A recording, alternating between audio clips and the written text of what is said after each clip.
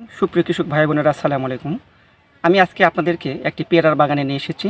এই পেয়ারার বাগানে যে পেয়ারাগুলো ধরে রয়েছে এগুলো আপনাদেরকে দেখানোর জন্য। আসুন আমরা সবাই পেয়ারাগুলো একটু দেখে নিই।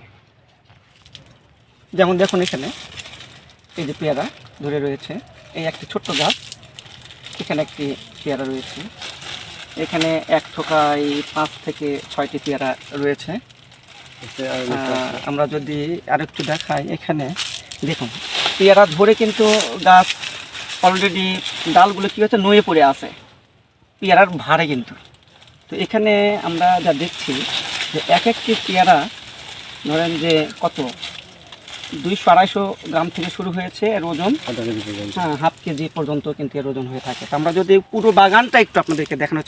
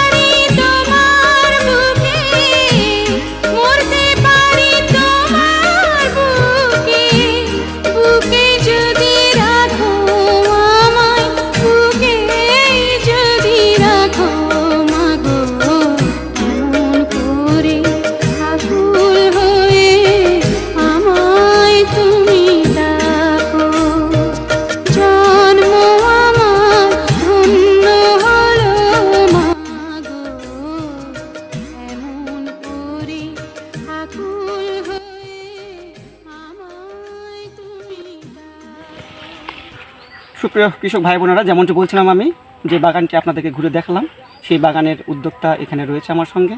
আমরা তার মুখ থেকে শুনবো এই বাগান সম্পর্কে। আসসালামু আলাইকুম মুআজ্জম ভাই। ওয়ালাইকুম সালাম ভাই, ভালো আছেন ভাই? আলহামদুলিল্লাহ ভালো আছেন? জি আলহামদুলিল্লাহ, মাশাআল্লাহ, আল্লাহর রহমতে ভালো আছি। আপনিও ভালো আছেন?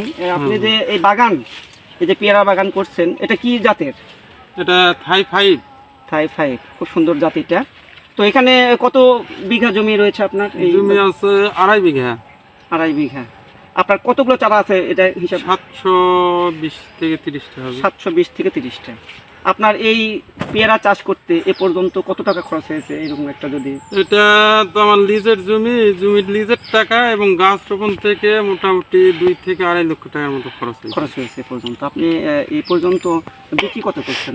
এটা প্রথম বাত 1050 টাকা বিক্রি হয়েছে। জি, আশা করি 1,03,000 টাকা এই বাতে বিক্রি হবে। এ বাতে এরপরে বাতে তো আমার তখন এত খরচ আর থাকবে না, খরচের পরিমাণ কমে যাবে, তখন শুধু লাভের অংশটা। এবং এই যে ফল দেখতেছেন, গাছ বড় হবে, ফল আর অনেক বেশি হবে, তাই না? আচ্ছা আচ্ছা। তো সুপ্রিয় কৃষক ভাইরা, যেমনটা শুনছিলেন মুআজ্জম ভাইয়ের মুখে, উনি এই বাগানটা লিজ নিয়ে করছে।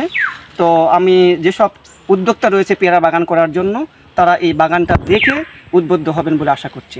সবাইকে ধন্যবাদ জানিয়ে শেষ করছি। আসসালামু আলাইকুম রহমতুল্লাহ।